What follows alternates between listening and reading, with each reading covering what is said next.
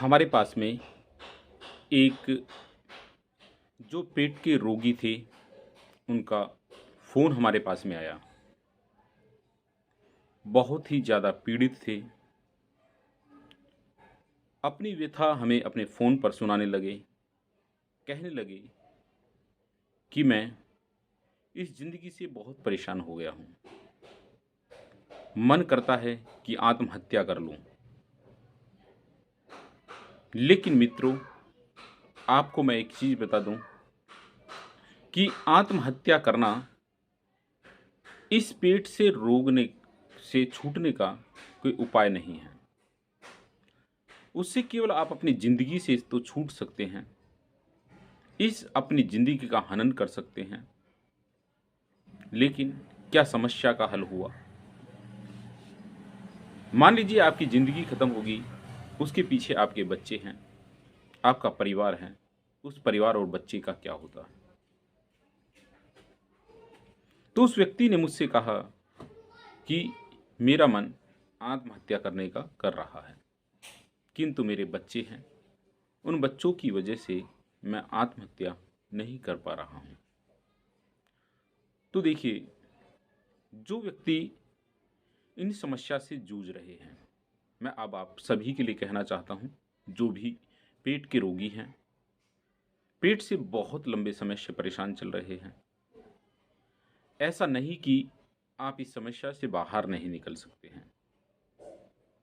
उस परमपिता परमेश्वर की कृपा से बहुत लोग ठीक हो चुके हैं, तो आप भी ठीक हो सकते हैं। अपनी जो समस्याएं हैं, उनके एक पेपर पर लिखिए।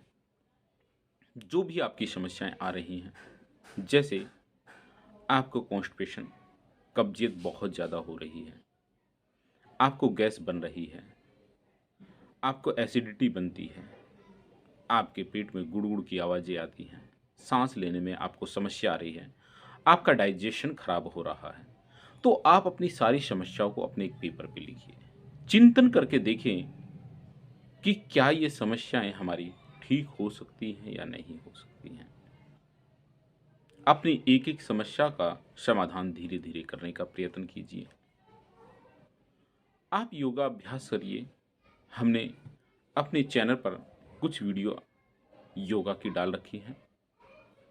आप उन वीडियो को देखिए और उनसे देखकर आप अपने जो पेट की मसल्स हैं, आपका जो शरीर टाइट होता जा रहा है, मांसपेशियां धीरे धीरे टाइट हो रही हैं, आप देखेंगे कि योगा करने से आपको बहुत लाभ मिलना शुरू हो जाएगा।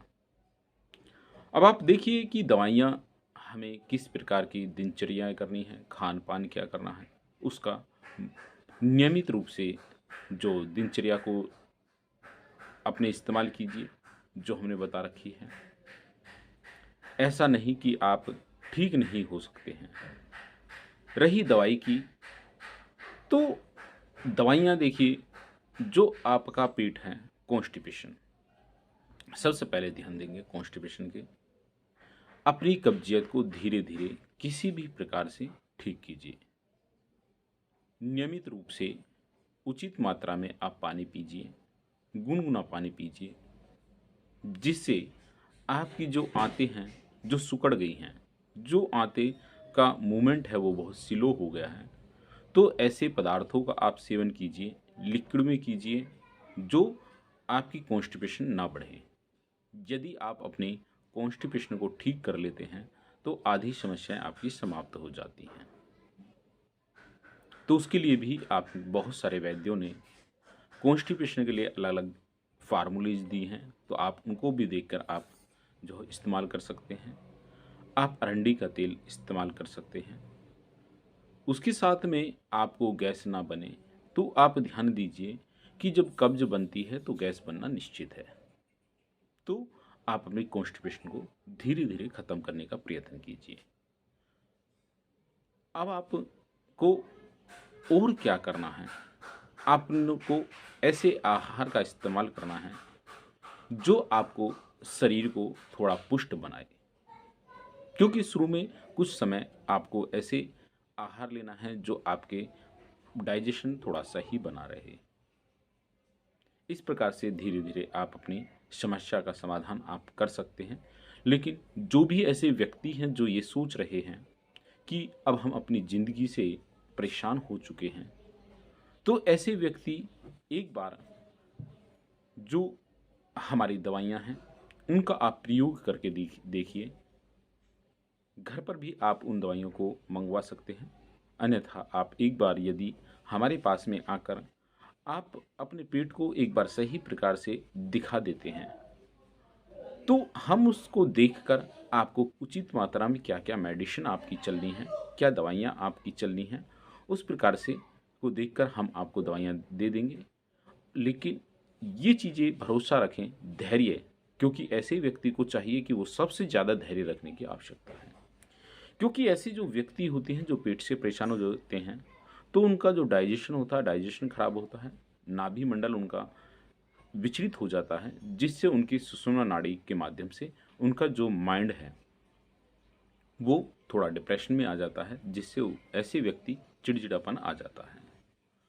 तो ऐसे व्यक्ति को चाहिए कि वो अपने माइंड को, अपने मन को थोड़ा नियंत्रण में रखे और जब वो इलाज शुरू करे तो धैर्य को बना के रखे, क्योंकि बीच बीच में उसको समस्याएं बनी रहती हैं। हफ्ते 10 दिन में उसको समस्याएं धीरे धीरे बाहर आती हैं, तो उसे लगता है कि शायद मैं ठीक नहीं हो पाऊंगा। लेकिन यदि वो ही व्यक्ति धैर्य रख के इन सारी क्रियाओं को, अर्थात जो व्यायाम है, व्यायाम को निश्चित रूप से करता रहे, नियमित रूप से करता रहे, दवाइयों का सेवन नियमित रूप से करता रहे, खान-पान पर विशेष ध्यान दें, सिकाई वगैरह है, इनको सबको नियमित रूप से करता है, तो निश्चित रूप से आप यकीन मानें कि बहुत जल्दी उसको रिज़ल्ट अच्छा मिलता है और धीरे-धीरे वो इन समस्याओं से बाहर निकल जाता है। तो अब जो व्यक्ति मान लीजिए दवाइयाँ मँगवाना चाहता है, तो वो हमारे व्हाट्सएप नंबर 9411614181 पर संपर्क कर सकता है। तो आप जो है परेशान ना हों, दुखी ना हों। उस ईश्वर कृपा से बहुत सारे मरीज़ अब तक ठीक हो चुके हैं। हज़ारों मरीज़ ठीक हो गए हैं, जिन्होंने हमारी दवाइयों का और नियमित रूप से इन जो क्रियाएँ हैं, उन क्रियाओं का प्रयोग किया है, तो निश्चित रूप से वो भी ठीक हुए हैं, तो आप भी ठीक हो सकते हैं। इसी के साथ मैं योगाचार्य आप सभी से विदा लेता हूँ। इससे पहले आप जो है ज़्यादा से ज़्यादा वीडियो को शेयर करें, लाइक करें, कमेंट करें, जिससे हम और भी वीडियो आप लोगों के सामने भेज सकें। इसी के साथ मैं योगाचार्य शुभ शास्त्री आपसे विदा लेता हूँ। इति ओम शांति।